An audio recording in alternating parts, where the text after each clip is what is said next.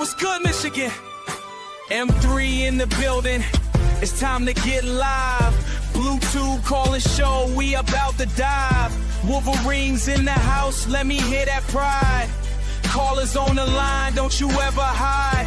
Phone lines burning, energy surging through. Hand Arbor passion running deep and true. Maize and blue spirit, that's what we pursue. M3 got the mic, bringing heat for you. Hit those digits, make that connection. Every voice matters in this Wolverine reflection. BlueTube family, this our resurrection. Call in now, share that Michigan affection. Let's go.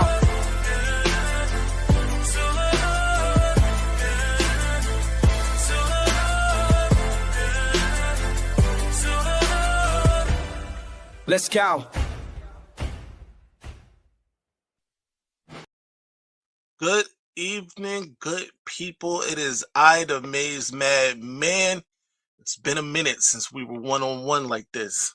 Shout out to everybody who was here, all 12 of you. By the way, if you're here, like, share this with your friends and family on social media. If you're on mobile, of course, hype this video. That said, we got some things to talk about. We're going to talk about them. I saw Tree Dog and the rest of them. By the way, this live was supposed to happen about an hour ago. That's my fault. I was on CP time. I did have to, do fatherly things. Let's say that. So that's what took me. That's what the delay was. But nonetheless, we are here now, and we are ready to talk about Ohio State's involvement with the Epstein files, along with a lot more. Fanatics brand clock on the way. Shout out to Blue Wolverine. That's good. My guy Ron Embry is here. Johnny Olden Jr. is here. He actually texted me and said, hey, you got a live that's scheduled for 6. Shout out to JOJ, who touched on this topic a little earlier. Let's get right to it. OSU and their refusal to cut ties with Les Wexner and Epstein. He took it a step further because there are certain, OSU podcasts who want to talk about Sharon Morris these many months later, and not the skeletons in their own closet. And I think, it's obviously hypocritical. Shout out to my guy DK. Hit that like button on your way in. Shout out to Dexter Green, who's a member. You should become a member. That said, it's a bit hypocritical of them to talk Michigan and the skeletons in Michigan's closet like Sharon Moore, when honestly, and let's be real, what Sharon Moore did was deplorable. Yes, what Sharon Moore did, he shouldn't be and won't be excused for, at least not on this channel. But that said, it's certainly not to the level of what's going on with, or what's been accused of Les Wexner and Ohio State's then refusal to remove his name from some of their, buildings around campus. Which, by the way, we're going to talk about. I'm going to drop this link in here for anybody who wants to come up too, because it has been a while. And I know that people have missed the show and definitely want to share their thoughts. If I could I forget how to do these things now. This is crazy. Invite guests. There you go. All right. But anyway, one of the more important things about this is that he was recently interviewed, I guess, by some. Actually, I don't know how recent it was, but he was interviewed by a panel of people. He had his lawyer present. He said some things, some very interesting things, that I'm sure a bunch of the conspiracy theorists will have fun with.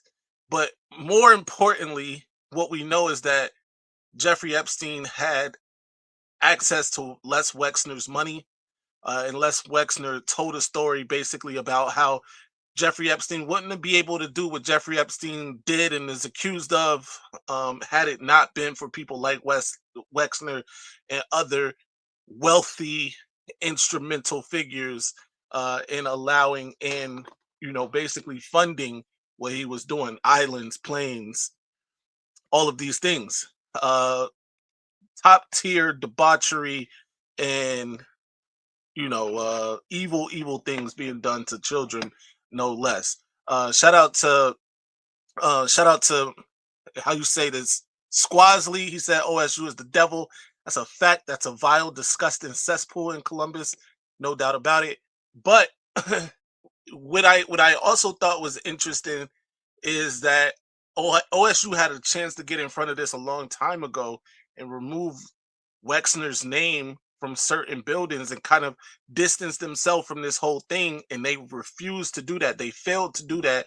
They even doubled down, saying we need, in order for something like that to happen, we need it has to be so egregious and proof beyond a reasonable doubt and things like that. And I'm pretty sure they have that now, and it still looks like nothing's moving. Shout out to Tree Dog, who says Les Wexner owns the New York penthouse Epstein lived in, and he is the one who owns the island. How about that?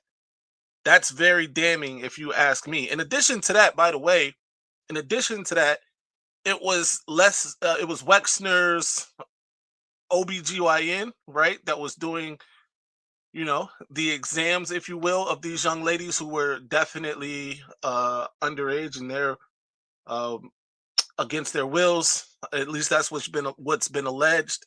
So it's a lot of things going on. Shout out to Blue Wolverine, who's been a member now for 14 months. You should become a member. He says no comment from OSU yet, right? No, that's a fact. I did see that the Ohio podcast was looking to do something. I got a text that they were going to be going live, I guess. But yeah, in terms of an official response from the university or anything, it doesn't look like any of that has been done. And they probably should be releasing statements quickly, because this is untoward. let me get back in here, hide this really quick. One of the things that was also very crazy to me is while he's at this deposition or whatever it is, his lawyer leans over to him, whispers into his ear, "I'll effing kill you if you answer any of these questions with more than 5 words again." Of course, he didn't mean to be heard, but a hot mic picked it up, and that to me is very, very interesting. Talk to me in the comment section what you guys think about that. The lawyer threatening to physically kill Wexner if he answered any more questions in over 5 words. Now, granted, that could be taken as him more playful than anything, but again, he obviously doesn't want Wexner. I'm sorry, Les Wexner, to go into any more detail than is necessary. And I think that's what I took from it more than anything. Not that he'd actually go out here and murder Les behind the building, but there is a but here. Wexner named some very powerful people in the world that I'm not going to rename, but definitely do your research, or we might be able to do you one better here and get that video up. How about that? Let's do that, right? Because we can do that.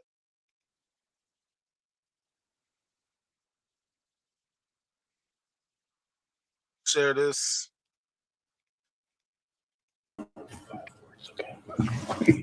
So this is him actually saying it was just regularly done.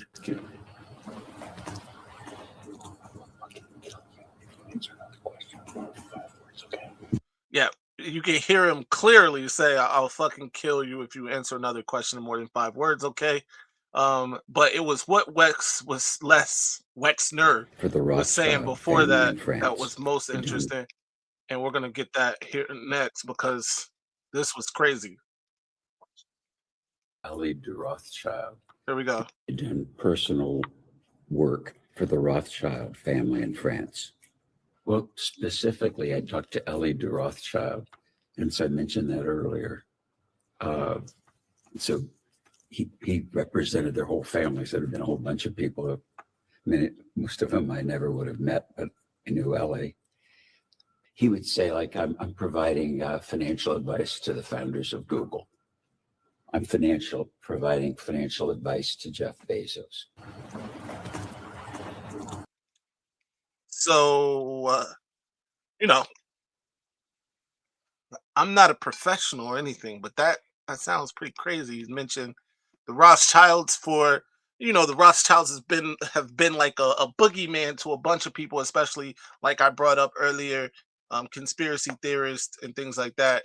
And then you talk about the founders of Google and stuff like that. These are very powerful people in terms of their money and in terms of their influence. You know, at least allegedly around the world. So him naming names is pretty crazy if you ask me. That said, shout out to my guy Corey G. He says that's one of the dirtiest families in the world, and there you have it.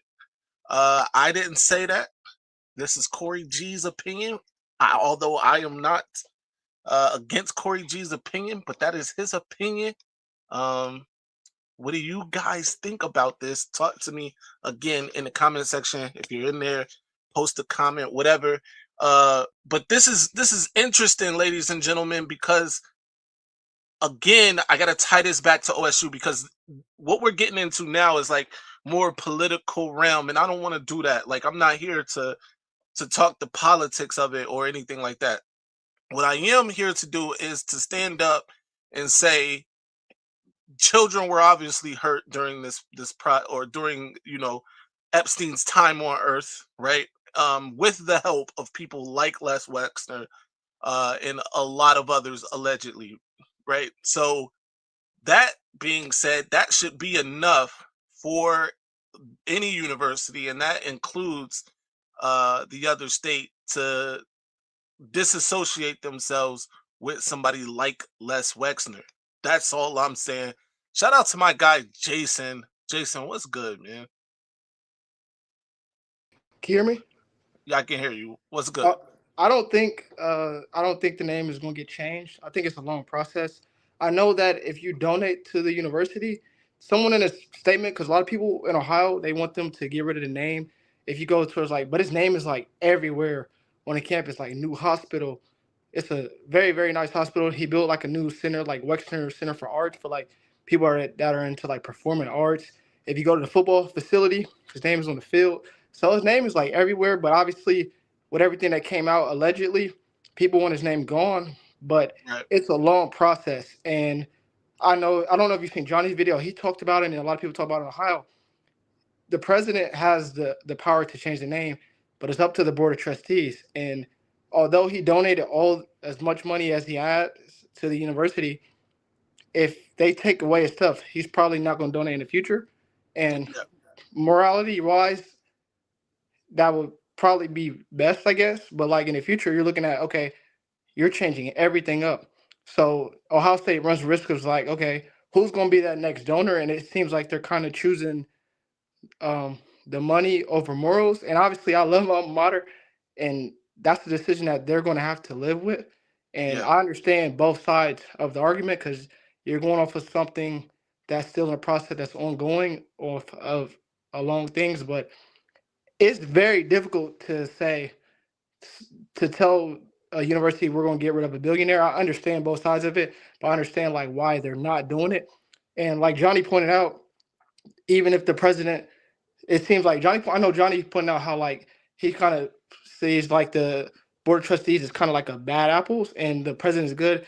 At some point, he's going to, as the president, you're going to have to make a stand on where you fall on this because there's a lot of people in Ohio that feels like they should get rid of it. And even though the hospital's nice and the buildings that he builds nice, where do you fall? And I just don't think they have decided to make that decision yet. And I don't know when they're going to do it, how they're going to do it, but it's a tough decision. And I understand both sides of the argument. Let me so Jason, thank you for calling up too. Obviously, Jason went to Ohio State. He's a Ohio State fan. He's more closely connected to the university than most of us here being Michigan fans. That said, and shout out to you for again, coming up here on the Michigan channel. That said, let's talk about this, Jason, because I know it is a difference between the moral side and then obviously financially. The thing is, without Wexner, sure, would Ohio State take a hit? To some degree, absolutely. But also, you have to know, like, that's still a very rich university, right? They're their endowment every year and things like that, things that they can lean on, they'll be okay in terms of the university, right? Maybe, certain projects, i.e. sports and things like that, might be affected a little more than the actual scholastic university, because that's not going to really be affected too much by losing somebody like Wexner. In fact, there are arguments to be had on them actually gaining by losing somebody like Wexner. But where I don't think that there should be any question, in my opinion. Now, granted, I am a fan of Ohio State's biggest rival, right? So I get that. I get that there may be some bias in there, but at the same time, I'm also a father, bro. I got daughters, and if I know that if my daughters were, you know, taken advantage of, let's just say, I don't want to say words out here, but taken advantage of by people like Epstein and others, I probably wouldn't be on alive, number one, but also I wouldn't give a shit about that university's money and how they're going to be affected. For all intents and purposes, fuck y'all and fuck him too, right? Because and I'm talking about if they refuse to, and their refusal of like removing his name and stuff like that. It's Yeah. it's bigger than that. Listen, Jason, really quick, and I'll give you back the floor. And you talk about going through due process, and I'm a person that believes due process is necessary. I absolutely believe that, right? And right now, Wexner hasn't been convicted of anything, whatever, right? However, we saw what happened at Michigan State with what's my man, the coach, Mel Tucker. Mel Tucker. We saw, right, Mel coming. We saw what happened with Mel Tucker. He was convicted in the court of public opinion far before any facts came out, right? And now it looks like he's going to be able to, at least he has a foot in his claim of trying to get his money back, because it looks like that lady, took advantage of a situation, right? The text messages have come out. A friend of hers has testified, or at least allegedly, that she spoke with her about, if he doesn't want to help me, or if he's not going to give me money, I'm going to get it some way, right? And whether it be, throwing him under the bus for uh, SA, or whatever it was that, she claimed. Let's even take it a step further. He was fired, by the way. That's what the point is. He was fired. Michigan State moved away from him and any of his likeness immediately, just off the claim, basically, right? Fired with cause. He didn't get none of that $100 million or whatever it was that he signed for, 90 million, whatever it was. Then you take it, a couple years later, you got our situation with Sharon Moore. Sharon Moore was fired, right? And then that smear, and let me not call it a smear campaign, because he smeared his own damn name. But whatever happened with him and that girl, and now it looks like when the facts come out, discovery is had, right? That it looks like that her lawyer made false claims, right, about Sharon Moore and his involvement with her, at least the degree of his involvement with her, especially on that day. So that looks like, some of that could be different. I don't even care, though. That's the point, though, is I don't care about whether or not Mel Tucker gets some, financial gain and is able to, clear his name in a way that he gets that money, or even Sharon is able to clear his name in a way that he has to pay this lady less money, because I'm sure she's going to sue his ass. That said, or at least that was the plan, I believe. That said, it was important for those universities to distance themselves from those individuals immediately, right? And in no way be connected to them. And in this situation, this is a guy who, if it's not for his name on buildings around that campus and things like that, most people wouldn't even know existed, right? A lot of these billionaires live anonymous lives. We wouldn't even know this person existed. So taking his name off a building would be far less detrimental in terms of in the public eye than it is to lose, head coaches in the public eye because of, their personal lives, basically. Like, I think that that's crazy. I think it's crazy that, we fully were on board and accepted, and hell, even fired him because this is crazy, right? And especially in the case of Sharon Moore, like, you know, the malfeasance looks like it's seeping onto the field. And I guess an argument can be made for Mel Tucker too. But in the case of Les Wexner, who is not a coach or any of these things, just pays some money to have his name on buildings around your campus. And don't get me wrong, he's donated to other things, especially medically, but he losing his name off of these buildings or whatever is far less detrimental, in my opinion, except for obviously financially. What do you say to that, Jason? I'd say that this is not the same situation. You're looking at both of those people were employed by the university. So Mel Tucker and Sharon Moore were employed. The we don't employ him. He donates to the university. And Right. also, like the spokesperson for Ohio State said that with this going on, Ohio State, they wouldn't be entitled to give any of the money back that he donated. Right. So all the buildings and stuff that he built and all that, they don't have to give none of it back.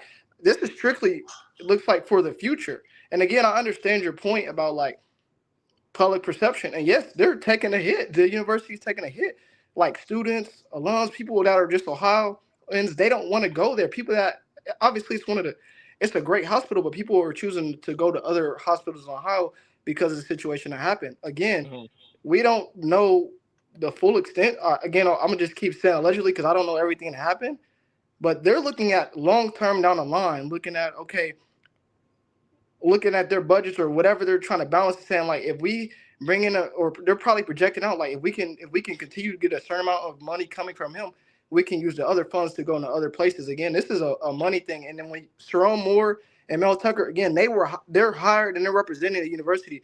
The football coach is the highest paid. Even here, the football coach is the highest paid person at the university in most instances. And yes, bad look. Les Wexner not the highest paid employee for Ohio State, so they can't just kick him to the curb. You look at, a lot of, fans of your place, they bring up how there was assistant professor at our school on camera, videotape, doing something to somebody else filming. What did the university do? They immediately suspended him because he works for them. They can't just suspend Les Wexner. And again, his name is on a lot of buildings, and I'm not defending him, but again, the spokesperson said, like, for them to even take his name down, it's a long process. So, like, I get to the point where Johnny brought out about how there's good apples and bad apples, and, the president has a decision to make.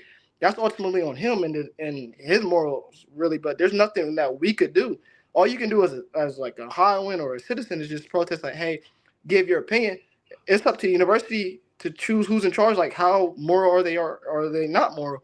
And it just seems like they've chosen a certain path versus, like, Sharon Moore, employed by the university, the professor at OSU, employed by the university, and decisions that they did allegedly or is on camera or not impacts the university, why they have to make a decision quicker versus someone who's a bit of a great donor, I guess, versus someone because Sharon Moore and Mel Tucker, they brought in a lot of money for the university too, but it was the football team, not just him as the head coach versus someone who's directly donating in a large mass at a large time. But I understand where you're coming from. Right. So, and I understand what you're saying, right? These people were employed by the university. It's the university is almost compelled to do what they did with those two, right? Which I'm not arguing against. However, because this guy isn't an employee of Ohio State, it should be that much easier to distance yourself if you're Ohio State. And I'm not. Let's just throw in any university that you want to name here, like anybody that has a big time donor that isn't necessarily employed by that university or whatever, and then is involved in some sort of scandal like this is very scandalous, then I think it's very easy to say, hey, we don't want any parts of this. Now, granted, what you said is true too, right? Like, they are weighing the pros and cons here. Obviously, the biggest con is losing Les Wexner and his money, right? But again, for a university like the other state, is losing Les Wexner's money that damning for your university? Again, it's a moral conversation that you have to have. And again, if your name is first of all, to get your name even on a building at Ohio State, you have to pay a lot of money, and it's a long process. We have literally a naming committee. So even if they say, okay, we're going to take his name off a building. It's a long process. That's up to the naming committee, and it seems that they have not made an attempt to even begin that process. Mm-hmm. And the court, like you talk about with Sharon Moore or the professor at my alma mater, public perception and opinion, they want immediate reactions. This is something that we already know is not going to be an immediate reaction. They can't just put somebody on leave or fire somebody this because he doesn't work for the university. I get what you're saying, but you know how this works. We know what the cost is to be competitive, what the cost is to continue to have a university that thrives in all areas, not just on the specific athletics, but on the field. But overall, and they're choosing, we will take this public hit right now, but we will still take the money. And as long as Ohio State is being able to use that money wherever they want to use it, that's a risk that seem like they're willing to take. And obviously, we've been in a lot of scandals, so this isn't like this is the first one, and I feel like this is just another one of those hits that Ohio State is potentially going to take, but it seems like they're willing to take it. And again, he doesn't work for the university. Let's talk some facts real quick. All right. This is the process, and this is specifically for Ohio State. This is the process for adding a name to a building, to a university building, and it's as follows. A formal process requiring approval from the Board of Trustees, often linked to significant philanthropic contributions, money. Proposal must align with university values and undergo review by administration, ensuring the naming reflects the institution's reputation for excellence and final authority resting with the board. Okay, that's if you want to get a name on a building at Ohio State, right? The process to remove a name at Ohio State. Removing a building name at Ohio State involves a formal review process requiring substantial evidence of misconduct or reputational harm managed by a naming review committee, followed by recommendations to the provost president, final approval by the board of trustees. The process emphasizes maintaining institutional integrity over donor agreements. So, by the way, the process to remove a name from a building sounds much more to do than to add one, by the way. But also, there were words like integrity used in there. There are words like, aligning with university values and ensuring that naming represents or reflects the institution's reputation of excellence and things like that. And we're talking about a guy who is accused really of funding Epstein's entire operation, as well as providing doctors to, further his criminal organization, if you will. And that can't align with any university's, values, if you will, right? Correct. I think that makes it the process that much easier, in my personal opinion. This seems very black and white after reading both of these processes. That is definitely true. But when you talk about the board of trustees, their meeting notes are public, and it seems like they have not want to discuss that. Again, we are weighing the future versus right now. And again, you're not wrong, and everyone is not wrong to say that it should be removed. And I have no issue with that stance. But I'm just telling you, they're probably not going to remove it unless they are really literally forced to remove it. And they obviously, with all the information allegedly that's came out, it should be, like you said, very clear. But again, look at what they're weighing down the line. Yeah. Yeah. So, we'll see what happens. Obviously, let me ask you this. You are closer to the program, to the university, than most other people that are on this Michigan podcast. What do you think would be the fallout if they did remove his name, if they did stop receiving, funds from Wexner and his alikes or whatever? What would be the fallout from that? The fallout would be financial ramifications, because he is one of the bigger donors that my alma mater scenes. Me being a donor, my money's nowhere near, what he's donating. So the fallout will be immense because you're looking at his name is not only he's not just tied to academics, but also athletics as well as healthcare. You're going to have to figure out how are you going to be able to continue to thrive without that big donation. When you look at universities, they're able to project years in advance. That projections, they're going to a lot of things are going to change. They might have to raise ticket prices or raise a lot of things around the university. And then you're talking about, is that what the public wants? And for everyone that's calling for it, we have to be able to understand that everything is going to change in terms of pricing and everything else once we remove someone as such a big donor, because you can't no longer rely on that contribution. But also morality, like you said, you have daughters. I think if your daughter was to go to OSU one day, I think you would feel a lot more comfortable knowing that this university is taking the right steps, no matter what the cost is. And money isn't the end all be all. Morals are what it should be, and they do remove it. That's what you'll see. So we'll let the process play out. Thank you for letting me join us today. No problem, man. I Thank feel like you. you guys had a lot of great comments, and I like the perspective that you guys added. Absolutely, man. Shout out to Jason, man, for even coming up, sharing his thoughts on the situation. We all know, and as Michigan fans, what we think is right, what we think we would do. Obviously, the people in position to make the change at Ohio State feel the way they feel, and haven't been presented with enough information, I suppose, to remove somebody like Les Wexner from, their building signage. It is what it is. It's crazy.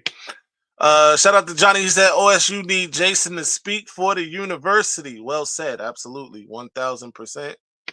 Shout out to Tree. He says, of course it does, but this is a football podcast. Maybe I'm jumping into a conversation. I don't know yet. Anyway, let's move on. We will follow the Les Wexner story.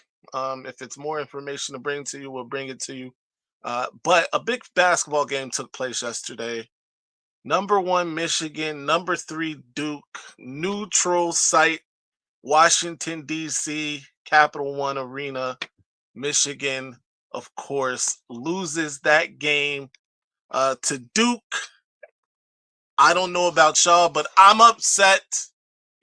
I was really hoping that Michigan could get that one. I don't think it is as, obviously you want to win every game. Michigan had only lost 1 game coming into that one. I believe Duke had only lost 2 games coming into that one. So it was really a battle of titans, if you will. But Michigan came up short. It seems like Michigan comes up short against that university a lot at basketball, and I don't like it. I'm not here for it. It's a disgusting program too. Shout out to them. 63-68 final score. Lindenberg came to play, especially first half, man. 16 points in the first half, I believe. He was on fire. He was dominating. Carlos Boozer, though, or not Carlos Boozer, his son, Cam Boozer, I believe is his name, right? Cameron Boozer closed the game, all right? And it's a difference between starting and finishing, and Boozer finished while Lindenberg kind of fell off in the second half. By the way, speaking of falling off, my guy, the point guard from North Carolina, the transfer, Cadeau, couldn't hit the ocean from the beach. I believe he hit 1 3-pointer late in that game after he blew a wide open layup. It just was not Michigan's day, not their night last night. What do you guys think about it? I got the link in the chat. Anybody want to come up and talk about it, feel free, come up and talk about it. Corey G says Michigan is bigger and stronger, but let Duke push them around. That's a fact. I know Mara got into some foul trouble early. He sat out for most of the first half. Jason says y'all got that Boozer belt, whatever. Also, Boozer got away with a foul that would have fouled him out of the game before he went on a personal 7-0 run. And that needs to be talked about. He clearly hit Montez in the head and was not called for it. But, you know, I guess they can't call them all. But it's also interesting to note that one of the referees that was involved in last night's game is 13. Duke is 13-0 when he refs their games. I want that to be known. That's kind of crazy. All right. Now, granted, Duke is a very good basketball program. They're probably better than most of the teams that they play anyway. So 13-0, if you're playing, you know, the Citadel or whatever, and I'm not saying that that's who they were playing, but it really doesn't matter who they were playing. They're probably better than them in most cases. But still, 13-0 under this ref is still kind of crazy in my personal opinion. Shout out to Bushido Brown. That was not goaltending. I know exactly what you're talking about. The Mara block was not goaltending. That thing was still going up. And they didn't even really look at it, bro. They went over there. They gave it one glance and was like, yo, it's goaltending. And they came back and kept it as goaltending. That made it a 3-point game. If that block is allowed to stand, it's a 1-point game with Michigan having some momentum. That kind of changed the whole thing for us at the end. Being for real, Michigan deserves to lose that game. I'm not mad at that. I think they did too. The refs were terrible. Yeah, that is also true. Referees did not help Michigan in any way last night. But again, I think Lindenberg and his start was phenomenal. Cadeau just not being able to hit the broadside of a barn was not great. Kaysen, bro, listen, come to the front of the line, LJ Kaysen. You tried to play one-on-one basketball far too much last night. I know you're a good talent, good player, but bro, reel it in. He tried to go one-on-one far too much last night. One of those times the center for Duke ripped him. It was very, very embarrassing. Stop doing it. All right, play basketball. What do you guys think Michigan ends up in the next AP poll? Where do you think Duke ends up? Also, number 2 Arizona beat number 4 Houston. So it was a real bunch of potential Final Four matchups last night. So Arizona probably moves up to 1. Duke will probably be number 2. Where do you think Michigan falls? Does Houston fall far? By the way, Arizona was 4 and Houston was number 2. I think I had those mixed up there, but yeah. So Arizona will probably be number 2 then, and Duke will be number 1. Corey G says they probably needed to lose to regroup, get focused again, tear through the rest of the season. Yeah, I mean, sometimes a loss is good to help teams refocus. So I can see that being a positive for Michigan down the line. We'll see though. That said, look, I wasn't here for a long time. I was here for a good time. Shout out to my guy JG King. Hit the like button. If you haven't already, share this with your friends and family on social media. We will be back tomorrow evening, by the way. Myself, the Maniac, Lynch Max, Old Man on the Sticks will not be joining us for a few weeks still. He's still in class. Wish him the best. That said, till next time, you know the slogan, stay angry, my friends. I'm up. Ladies and gentlemen, this might be our best season ever. My ratings, they're about to go through the roof. All right, now I'ma calm down. So I just don't get that all that mace and that lock and all that fun. I just don't get it. So and how the Oh my God, we're shutting the damn live down. Good night, everybody.